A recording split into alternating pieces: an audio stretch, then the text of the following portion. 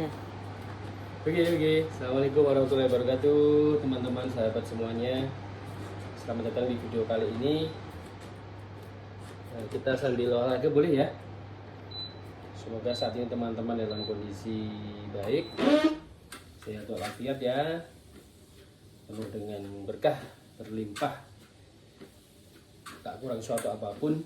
Kita akan coba bahas inner game, yaitu yang terkait dengan kali ini fokus on you, yaitu untuk memperkuat atau menguatkan pengaruh dalam diri dan dalam kehidupan sehari-hari yang kadang membuat hidup kita itu gimana ya, kayak sumpek gitu ya kan?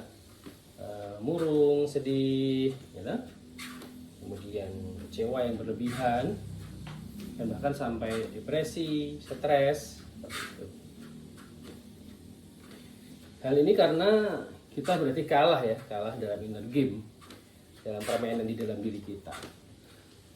Ada dua sebabnya sih, sahabat. Kalau nggak gagal fokus, ya salah fokus, gitu aja. Untuk itu kita bahas inner game ya, tentang focus on you. Sekali lagi tentang focus on you. Ini penting sekali kita bahas agar kita semuanya bisa kuat menjalani hidup cerdas. 7 yang mengubah diri, merubah hidup kita menjadi berjaya ya. Kita bahas satu-satu ya teman-teman ya. Untuk yang pertama yaitu fokus ke dalam diri. Seorang bijak pernah berkata, teman-teman, the only way out is in, satu-satunya jalan keluar untuk masalah hidup kita adalah kita perlu melihat ke dalam diri. Saat kita mencari jalan ke dalam, maka akan kita temukan solusinya di situ. Dan nggak mungkin ya kita mau keluar tapi kita nyari jalannya di luar, kan mesti di dalam. Di dalam itu kita cari jalan supaya keluar, bisa keluar. Dan kita jangan mudah menyalahkan ya orang lain jadi sumber masalahnya. Kita jangan-jangan malah kita sendiri yang menjadi masalahnya di situ. Jadi kita coba mengubah diri kita. Tekad kita adalah ubahlah diri kita terlebih dahulu, teman-teman. Jika kita merubah cara pandang terhadap sesuatu, maka segala hal yang kita lihat pun akan berubah. Itu caranya. Oleh karena itu, mulailah dari diri kita sendiri. Itu yang pertama. Yang kedua, fokus yang kedua ya teman-teman, yaitu fokus mengubah diri. Fokus mengubah diri ini berkaitan dengan pikiran kita, perasaan, perilaku, maupun prasangka dari diri kita sendiri. Semakin kita fokus memperbaiki diri, maka semakin baik dampaknya bagi orang lain.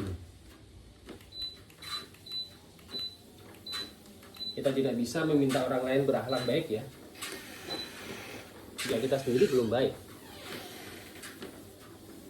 Maka fokuslah menjadi model yang baik, maka semua orang akan baik insya Allah. Orang itu akan cenderung melihat apa yang kita lakukan. Orang itu akan melihat apa yang kita lakukan, sekali lagi, dibanding apa yang kita katakan. Seorang ulama pernah memberikan nasihat. Nasihatnya adalah, yaitu siapa saja yang berupaya memperbaiki urusan antara dirinya dengan Allah, maka Allah akan memperbaiki segala urusannya dengan manusia. Kemudian ketika kita beramal untuk urusan akhirat, maka Allah akan cukupkan urusan dunianya. Dan saat kita memperbaiki batinnya, maka Allah akan baguskan amal zahirnya.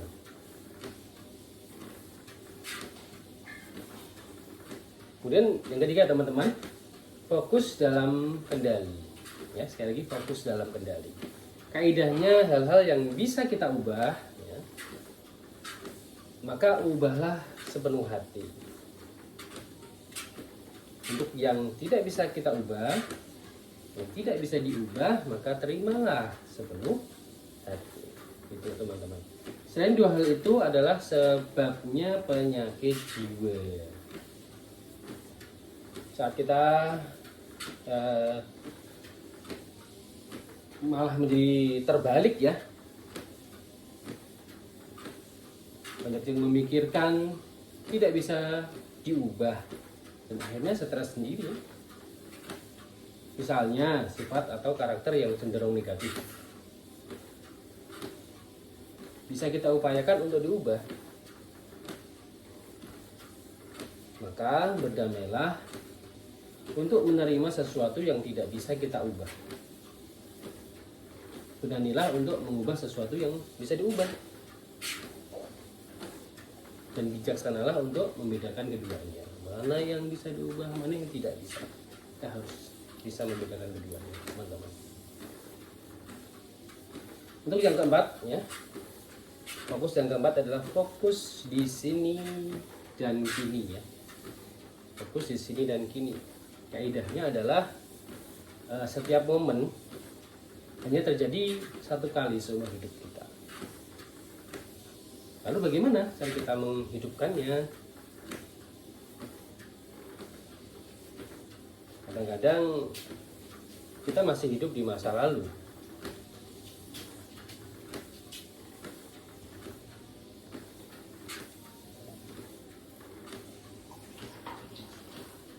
Sekali lagi, kadang-kadang kita masih hidup di masa lalu.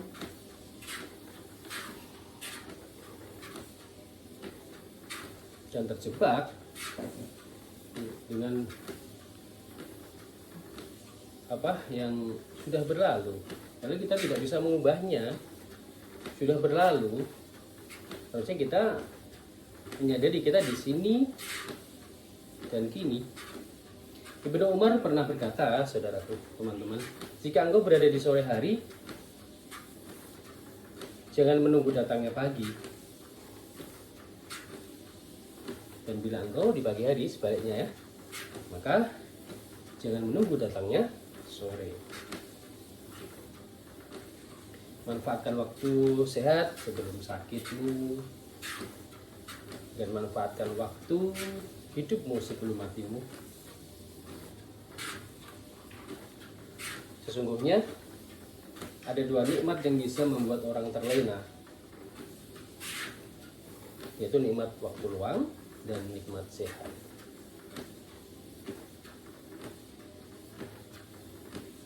Oleh karena itu, teman-teman, jika ada keinginan berbuat baik, maka segera lakukan sekarang, dan jangan pernah ditunda-tunda.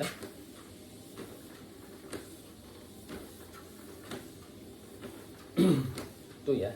Jadi, berikutnya ya, teman-teman ya, masih semangat ya. Yang kelima adalah fokus syukur. Esensi bersyukur adalah menggunakan nikmat yang ada di jalan Allah, di jalan yang Allah ridhoi. Maka Allah ingatkan bahwa azabnya itu sangat pedih. Setiap nafas yang kita hidup, teman-teman, itu adalah cinta dari Allah yang masih memberikan kita waktu untuk menebus dosa, memperbaiki diri, dan beramal yang baik.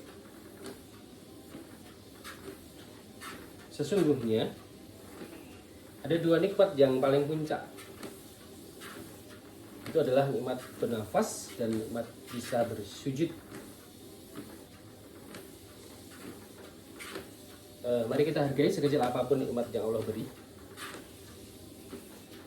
maka sudah pasti Allah akan tambah nikmat itu. Kadang-kadang kita menagih apa-apa yang belum ada. Tapi lupa apa teman-teman? Bersyukur atas apa yang sudah ada. Salah satu cara kita bersyukur,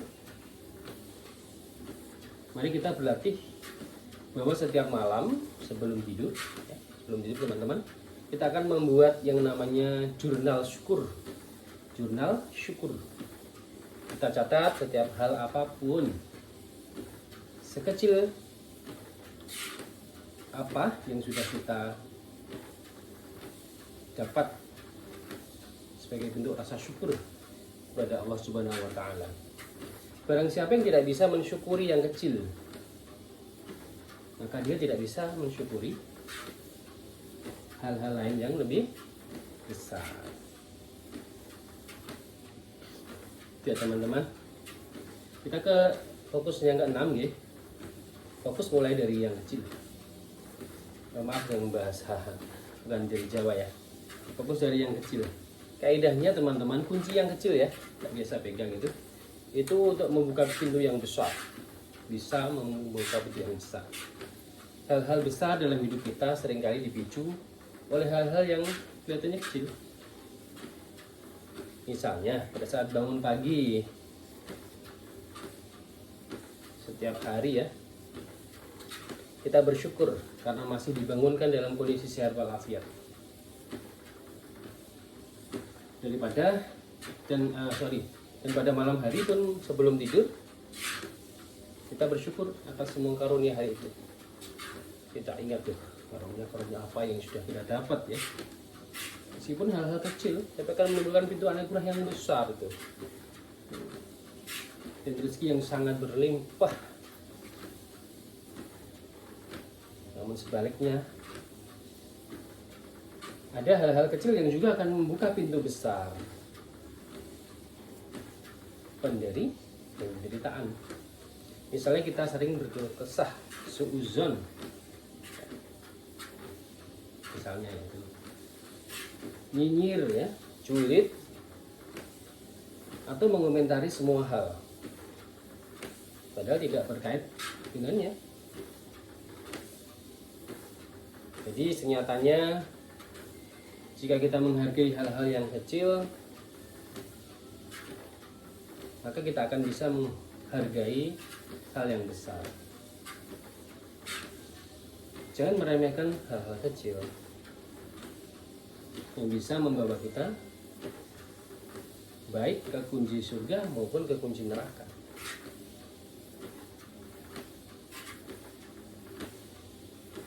Kita sudah sampai ke fokus yang terakhir teman-teman, yaitu fokus pikiran. Sekali lagi nih fokus yang terakhir, fokus pikiran. Kaidahnya kendalikan pikiran ya. Maka kita akan mengendalikan hidup kita. Seorang psikolog mengatakan bahwa otot yang paling kuat adalah pikiran kita. Semua berawal dari pikiran, karena pikiran kita bisa menciptakan surga atau neraka. Kehidupan kita, bahagia tidaknya kehidupan kita pun berasal dari pikiran kita. Oleh karena itu, selalu pikirkanlah yang baik-baik dan jangan memikirkan hal buruk. Jangan sampai juga kita memperbudak, maksudnya diperbudak oleh pikiran kita sendiri ya. Jangan sampai.